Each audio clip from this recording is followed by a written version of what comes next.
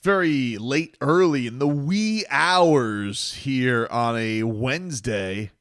And, I could use something to give me a little bit of a jolt. I figured I'd take a nice little cup of coffee here. Oh, yeah, that's a good brew right there from Big Face Coffee. It's actually their new latte, spelt with a capital L, dude.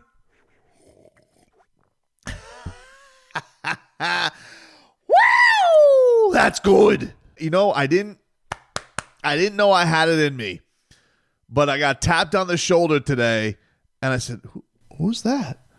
It's like, "It is I, the ghost of Petty. I have returned." And I was like, "I didn't know you were still in there, buddy."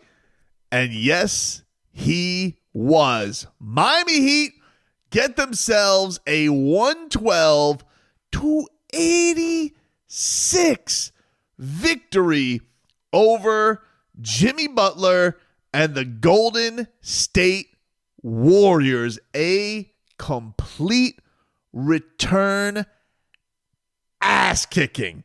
A big ass coffee ass kicking. That's what that was there, dude.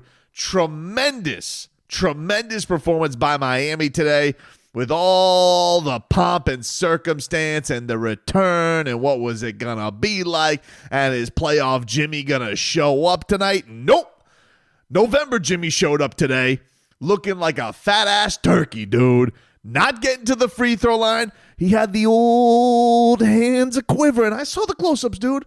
Look, I think that the Miami Heat have now absorbed whatever powers of guilt that the Minnesota Timberwolves had over Jimmy Butler. It appeared today that the Miami Heat may have gotten that, because they came out of this game and just laid an absolute haymaker on the Golden State Warriors, because Draymond Green took a shot, fell over. I mean, that dude basically came into the game checked out today. He wanted no part of Bam Adebayo. He wanted no part of any member of the Miami Heat today. What a game. And that is saying something for a game where Jimmy Butler was no first prize there in the first half anyway. But this whole thing today was just like, for the Miami Heat. Because they come here today, they do the classy thing. They do the video tribute. And I had heard secondhand before the game that there was even belly aching from Jimmy Butler's people, which was only confirmed by his Twitter cronies afterwards, where he's like, "Oh, why did they play it before tip-off? They know his routine." Hey, man, guess what? Video tributes don't have to align with routine. They're doing the tribute when they do the tribute. And by the way, they probably did the right thing. You want to know why? Because you guys got the Bleacher Report moment where it was like, Heat fans cheer Jimmy Butler. Because let me tell you something, dude. They were booing his ass every single time he touched the basketball. And I got to tell you, I was a little bit proud. Not that I want Jimmy Butler to get booed, but you know what? I was like, yeah, I kind of was wondering. I thought the Heat fan, I didn't know how this was going to go today. And I thought my reaction was going to be, I think this is going to be mostly cheers. I thought there was going to be a lot of Warriors fans. Turns out there's only Steph Curry fans, not Warrior fans, because I saw a lot of sad kids in Warriors jerseys tonight. And I guess they just don't have it in their heart to root for Jimmy Butler like that, because the Boo Birds, they were out for Jimmy Butler every single time he touched the basketball. And I got to tell you, he kind of deserved it, because it was really awkward. Very palpable how few interactions there were between Jimmy Butler and anybody on the Miami Heat. He gave like a little nod to Terry Rozier when he was doing his pregame routine today, which, was a little bit weird to see him even out there on that court, because he typically works out in the upstairs gym when he would play at the Kaseya Center. But today he warmed up on the visitor side. I think this is going to be a big seller for you guys over there at Big Face Coffee. Big Loss Coffee. Bam Adebayo and him were warming up at the same time. No interactions. Jimmy walked right back because the Heat were warming up on the Warriors bench side. That's kind of a visiting coin flip thing of which side do you guys want to warm up on. And there was no interaction. There was nothing there. And I tell you what was even the weirdest thing. Taylor Rooks had this quote that was so odd before the game. I saw Barry Jackson tweet out where it was like, I have nothing to say to Pat, and Pat better not have nothing to say to me. When it's like, dude, you know Pat Riley's going to be sitting off on his little table. You know he's not going to say anything to you. But, like, what kind of a threat is that? And then the other funny thing was there was this moment before the game where, you know, I'm out there. I'm like, all right, let me see if I get the moment here. You know, everybody's got their cameras out. Let's see what it is. I'm no different. And I'm waiting to see here. I'm like, is anybody going to dap him up? Is there going to be anything? The only guy who got kind of like a hand gesture was Alec Burks. But even this was the most awkward thing out of anything. Jimmy Butler goes to the table as the game is warming up. No acknowledgement of Mickey Harrison or Nick Harrison to go over and say hi to Reggie Miller on the broadcast. Very rude. So the game starts, and it was really weird because the intro plays, and it was an okay video. I think the Miami Heat actually went like as little goosies as possible. And then there was a super awkward thing that happened, which was the speakers blew out in the... Now, mind you, the Miami Heat just invested a lot of money in their entertainment system. Brand new. Brand spanking new. And the Vice intro hits, and the speakers blow out. And the Heat fans are like, what the hell's going on here? So they start a Let's Go Heat chant. They try and get that going. Finally, the pyrotechnics fire off, and Mikey Montes is like, I guess I'm starting, and then they can get the music to going. But yeah, that was a strange thing. But yeah, Jimmy got his little acknowledgement. He waves to the crowd. But then every time then thereafter he got the ball, they booed the holy hell out of him. And then Bam Adebayo happened. And let me tell you something today, dude. I was hard on Bam during this losing streak, and I've been hard on him since this trade. And that's with him playing pretty well and playing some of his best offensive basketball, but knowing that this team needs more from him, from Tyler, and as Jimmy has left, this team has floundered. And tonight, you saw that talent. He took it right to Jimmy Butler. The game starts off. He hits Draymond Green right in the chops, and he's like, falls over. And he blows right by Draymond and slams it right on Jimmy's head. And they have to call timeout. And it was just like, it was almost like the first round. You chin check somebody and they were staggering. And it was almost like Gervonta Davis needed to go to the, illegally call a timeout to go wipe his eyes on the ropes because of that. So it was something, dude. But that Warriors team just couldn't get anything together. And then Andrew Wiggins was like, you know what, I'm getting in on this too. Andrew Wiggins, who didn't have a fantastic night scoring, but really set the tone defensively. And I think that's the thing, the beautiful thing that Eric Spoelstra's been waiting for is just a game dictated by the Miami Heat's defense, and you got that today. On a fast break, Andrew Wiggins is there. He gets Jimmy Butler to fumble it. He blocks his ass. Ball goes out of bounds. And you're just like, whew, this is good. It was a very, very tense, first 4 minutes of this game. Turnovers galore. There was a 5-second violation on a Jimmy inbounds, followed by an 8-second violation by Andrew Wiggins. The two guys facing their former teams, just couldn't get their head going on this thing. It was really weird. Then Wiggins had, another backcourt violation. But the Heat were really clamped down. They forced 2 shot clock violations in the first quarter. It was a very, very tense game to start things off on this. But Bam Adebayo, after Jimmy Butler sits down for his stint, Bam never came out. He played the entire first quarter and got off to an incredible start. 13 points, including a huge bucket and foul over Quentin Post, and then banked in a jumper to put the Heat up 6 going into the second. And he just was like, wow. That was really impressive, and the Warriors starters were awful in this game. Guy Santos was the leading scorer for them after one. So was definitely going to be interesting to see what was what on this, but then Kel'el Ware had his first of many moments on tonight's game, and that was when he blocked Jimmy Butler. And I was like, yeah, that's good. I like that. That was very, very enjoyable. Jimmy Butler just like very weirdly, like it just didn't have anything going for himself offensively. Even like Tyler was like, he scored the first time on Tyler where like he threw his shoulder into it and got a bucket. But like Tyler was holding his own and getting Jimmy to defer a lot. The Miami Heat did a wonderful job on him defensively, including Bam, who really set the tone of all of this.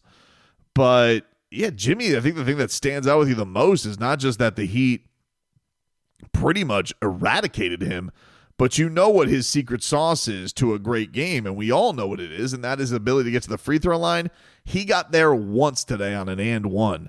Miami was marvelous at not reaching on Jimmy Butler, falling for his tricks, doing any of that stuff.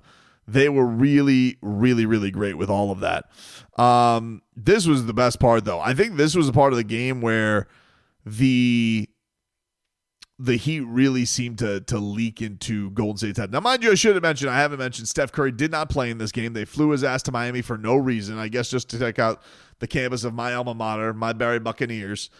He did not play, still dealing with that pelvic thing.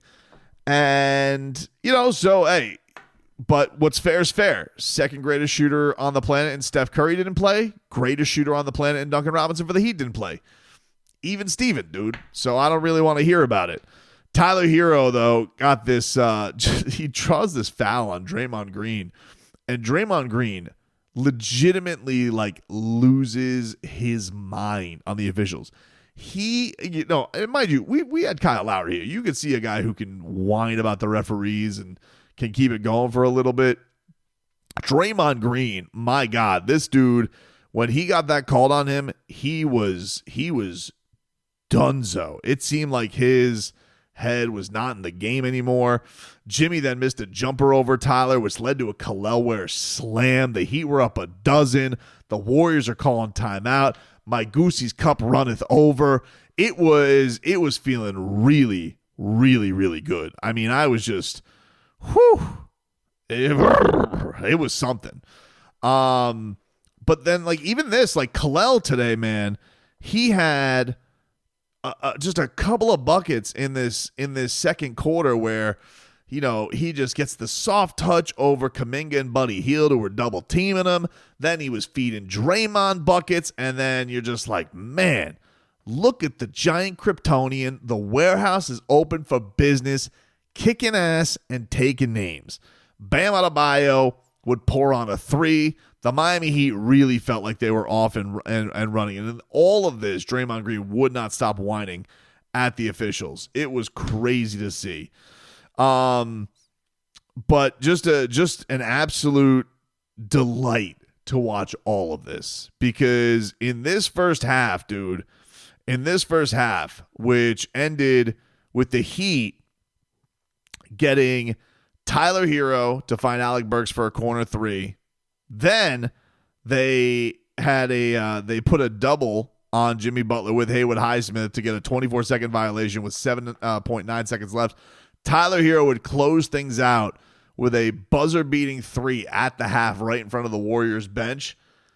And yeah, we know with Miami in a big lead, that's always a scary thing. This one felt different. It just did. Bam had 16 at the break.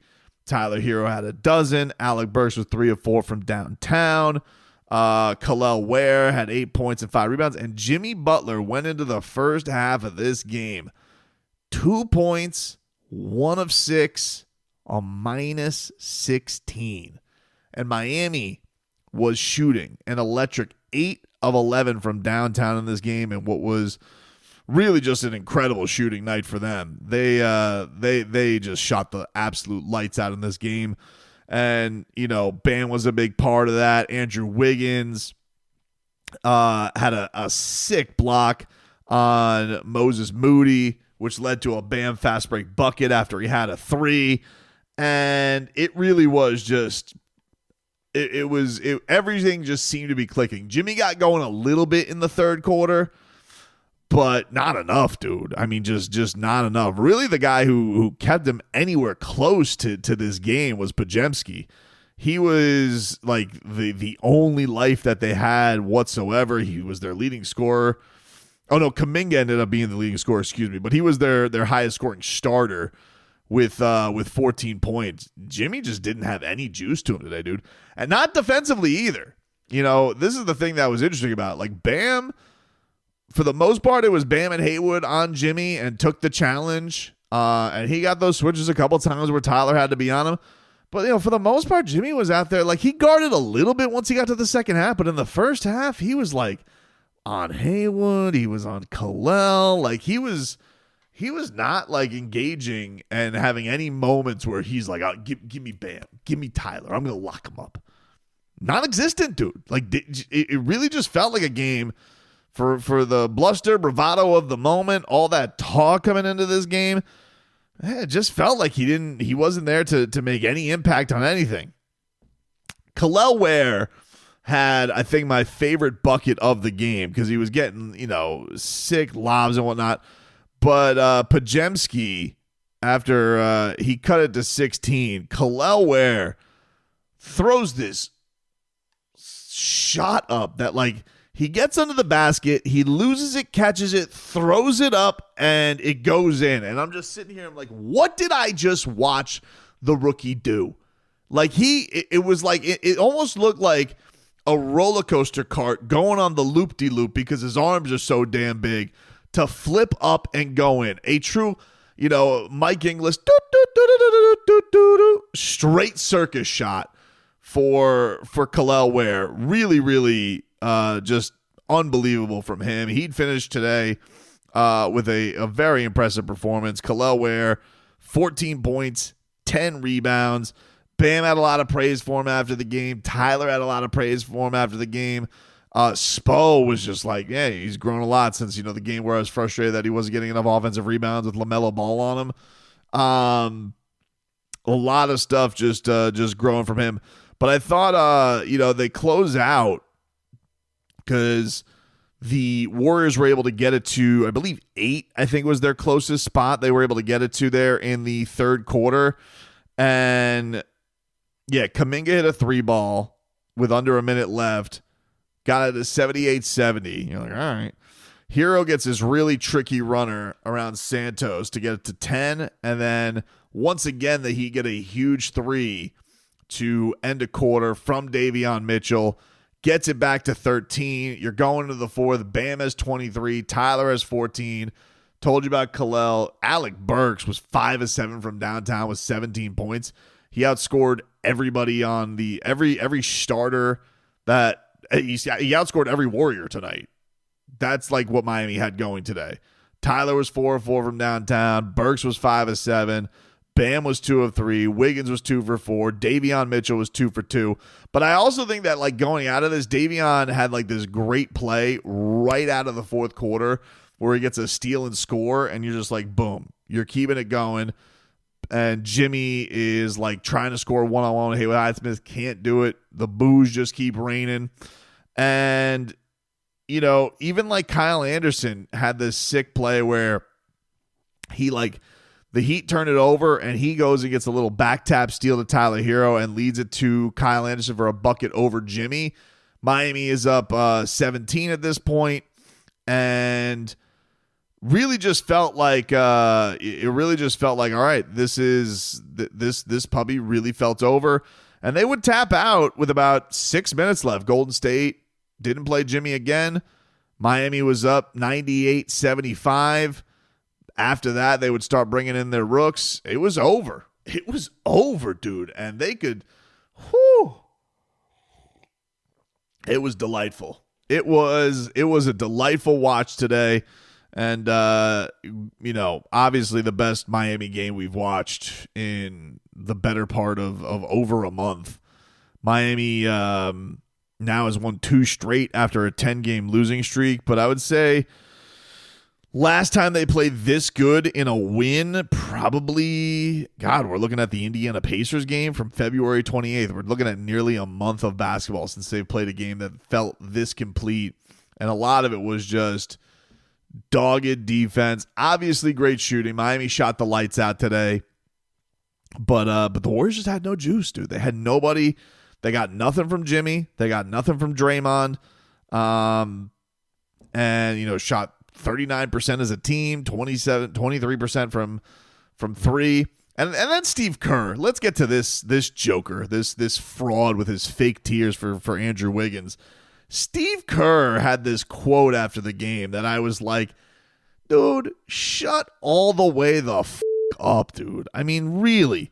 He had this quote. This is from Anthony Slater on Jimmy Butler's return environment. Quote, Miami is a great place to live. People don't ever seem too amped up around here, so it really wasn't that rabid an environment. Typical Miami. The main part of Jimmy's return is that the Heat weren't ready.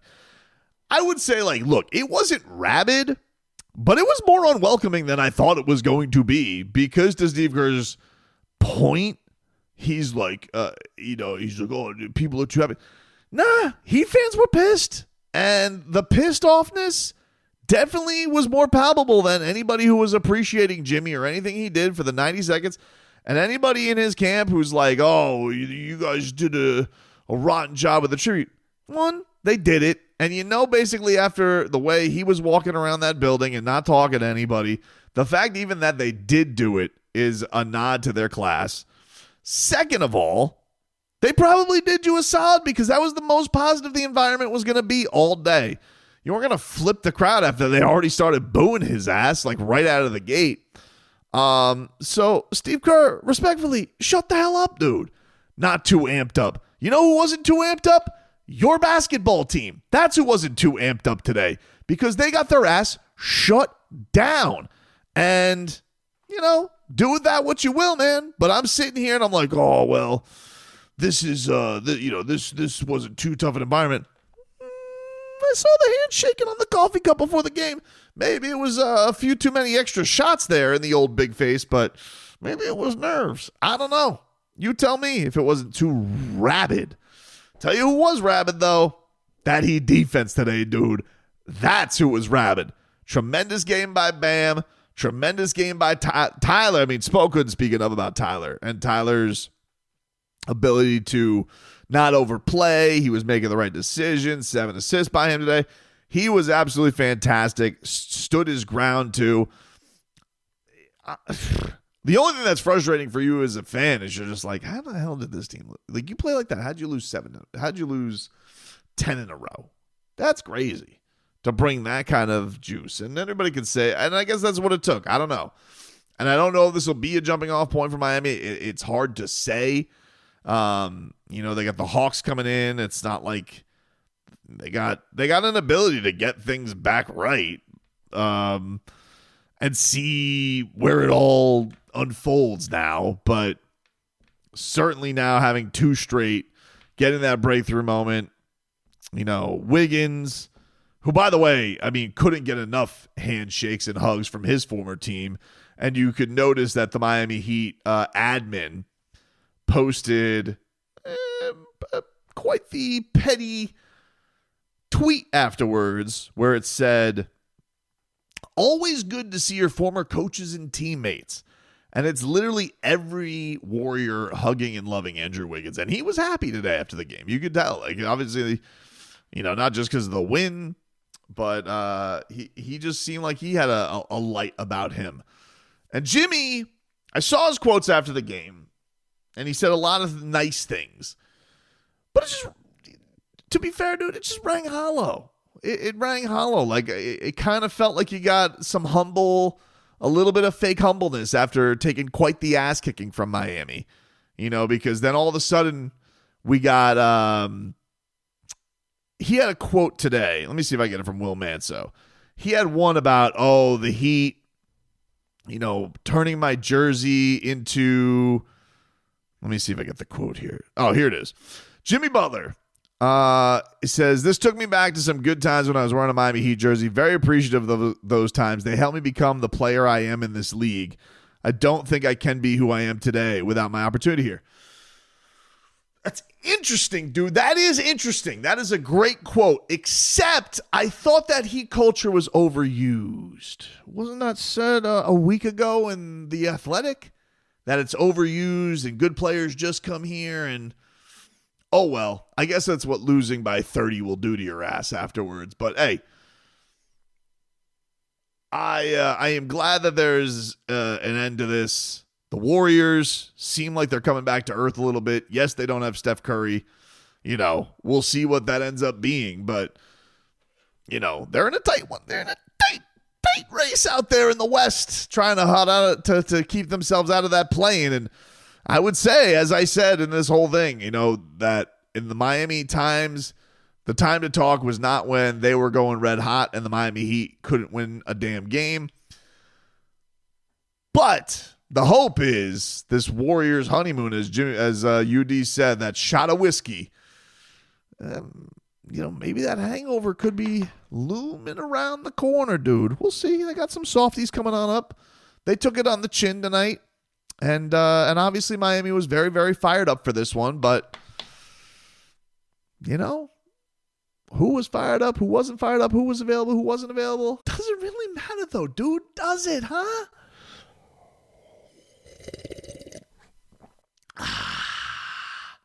That's good.